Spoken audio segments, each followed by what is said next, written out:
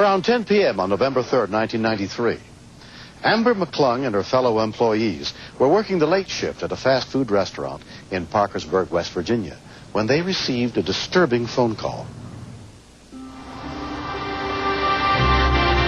Thanks. Yeah, good night. Check this out, Dave. What's up? Amber, come here. Guy just robbed the restaurant on the very next block. When we first heard about the robbery, I was very frightened because I thought this happened right down the road. It could happen to us. You know, we can be heroes if we catch this dude. Exactly. Jeremy and Dave were joking about it with each other. Whenever we'd have a customer come in, they would say, well, maybe this is the person. It's not funny. It's not funny at all. I mean, what would you do if he came in here? Yes, sir. I'll help you. How about some coffee? Just give me 30 seconds, okay? 21-year-old Dave Smith was a crew member on duty that evening. We were pretty slow. Angie was in the back washing dishes. I love working with her because she's very goofy. She's very bubbly. Hey, Ange, what's up? Oh, nothing. Oh, you're brave. We were like a 1-2 punch at work. I'm going to get you back. Excuse me, can I use your restroom? Yeah, sure. Right around the corner to your right. Thanks.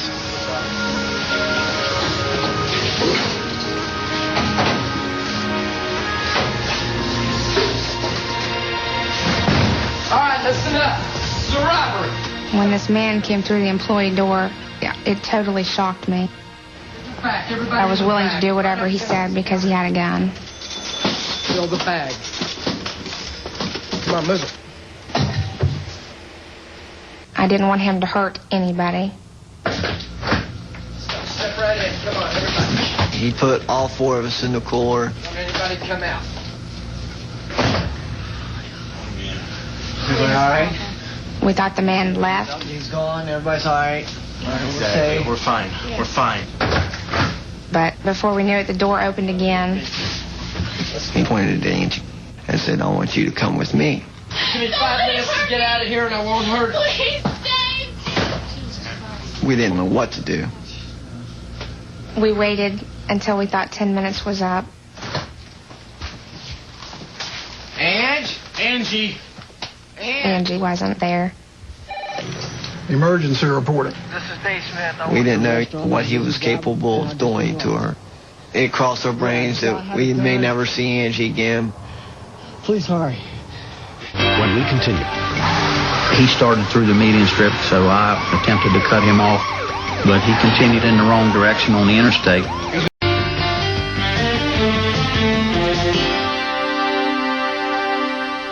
Be advised, I'm at the scene of a second armed robbery. West Virginia State Police Corporal Bill Rechtenwald was on routine patrol 35 miles away when he heard the report of the robbery. Out of the restaurant, a gunpoint break. I got positioned where I could observe traffic flow on the interstate.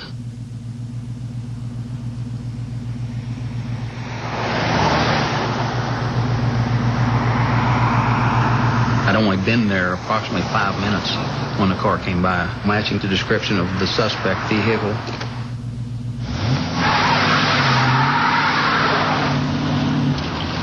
.104 Parkersburg. As I caught up close enough to read the license plate, I could only see one person. He slowly increased his speed.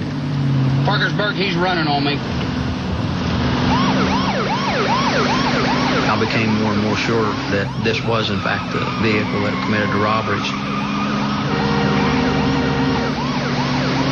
I was very concerned with what the suspect may have done with the hostage, whether he had shot or done some other harm to her. Around 10:30 p.m., Debbie Kime, the mother of 18-year-old Angie, got a call from the police. When I first heard that she was taken, well, you can imagine, I was thinking all the worst that he could possibly, do to her if I would see my daughter alive again. Parkersburg, we're still southbound at a high rate of speed. He's weaving in and out of traffic. 10-4, we have other units en route. Can you advise the speed? Parkersburg, he's over 100 miles an hour. He's cut through the median.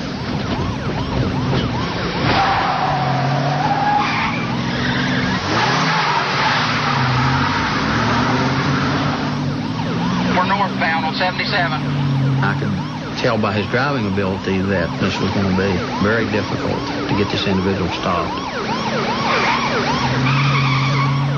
He started through the median strip again, so I attempted to cut him off. But he continued in the wrong direction on the interstate.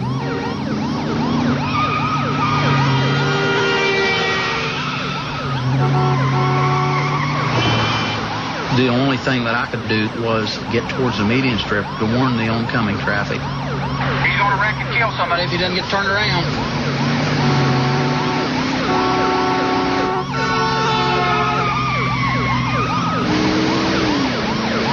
I thought that he must be crazy.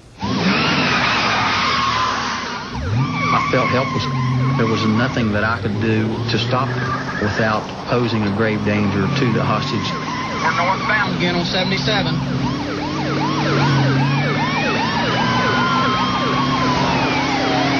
Units from around the area joined the pursuit, including Corporal Max Henry. 186-104. I put my spotlight on the suspect vehicle.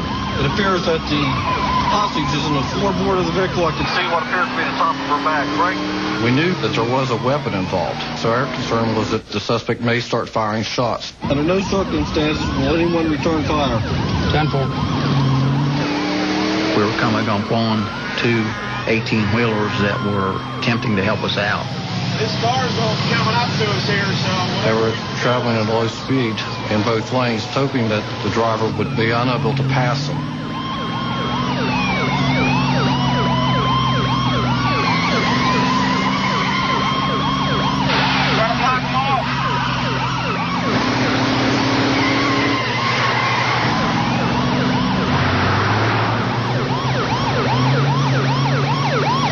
I'm behind him. We're still northbound. Two unmarked units were positioned ahead of the pursuit, including Wood County Sheriff's Detective Charlie Johnson. To my right. We were going approximately 40 miles an hour, so everybody had to slow down, and we bunched all the vehicles up.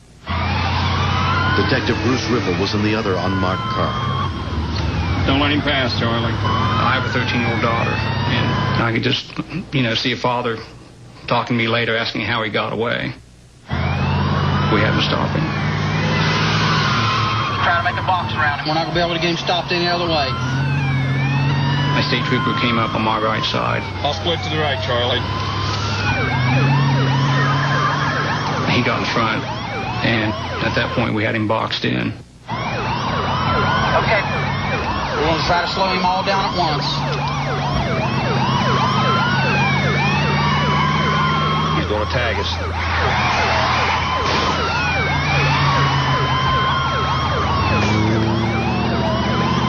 Stay left, Charlie. Box him in. He was doing everything he could to get out. Bruce, he's hitting me. He's hitting me. But there was no place for him to go.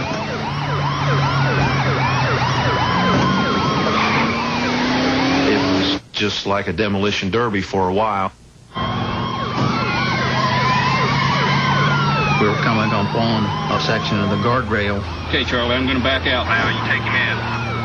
Trooper in front slowed down, and I just started pulling off to the right.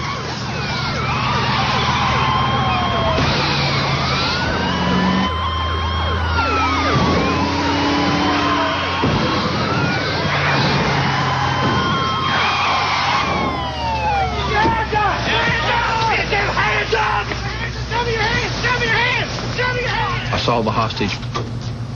She was motionless. I thought that he had already shot her. But when I reached into the car, she immediately turned around. It was a great sigh of relief. She was very scared, but she was okay. I remember seeing police lights everywhere. I was like, it's finally over. It was the most terrifying thing I've ever been through. The suspect was subsequently convicted of armed robbery and kidnapping and sentenced to 140 years in prison.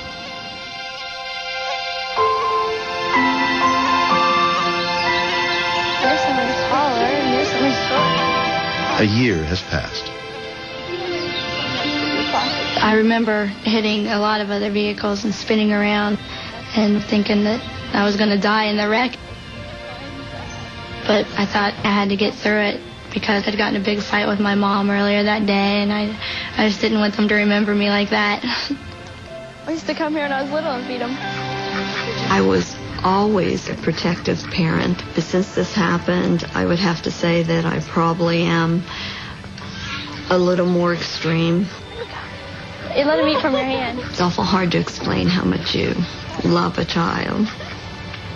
You would give your life for them.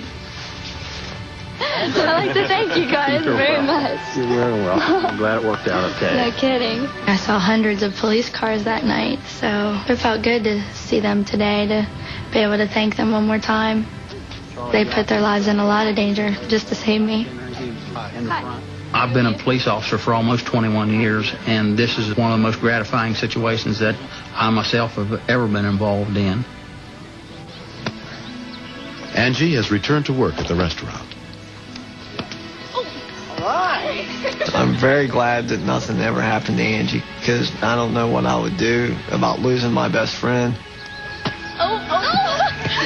Thank God, she's still here and being a pain in my side every once in a while.